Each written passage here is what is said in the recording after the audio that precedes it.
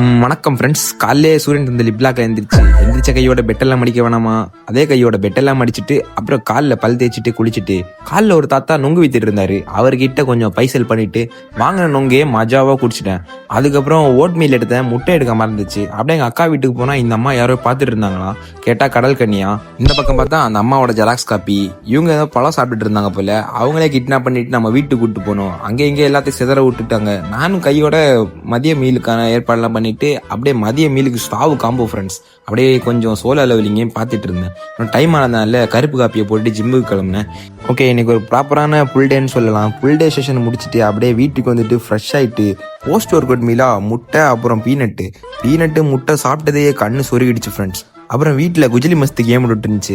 நானும் மும்பை பல குஜிலி மஸ்து வாங்கினால ஐபிஎல் பார்க்குறதே வெறுத்துட்டேன். ரைட்டரானு நைட் மீலை ரெடி பண்ணுறது கிச்சன் பக்கம் போனேன். நேற்றுனா தென்னை மரத்தில் கட்ட பிறகுது, இங்கன்னா சட்டியில் எண்ணெய் தெரிக்குது. நான் என்ன பண்ணுறதுன்னு சொல்லிட்டு ஃபைபரு புரோட்டீன் கார்பு நிறைஞ்ச ஒரு மஜாவான டின்னரை சாப்பிட்டுட்டு அப்புறம் வெளில கொஞ்சம் நடந்து வந்துட்டு நைட்டு தூங்கிட்டேன் ஃப்ரெண்ட்ஸ். நாளைக்கு பார்ப்போம்.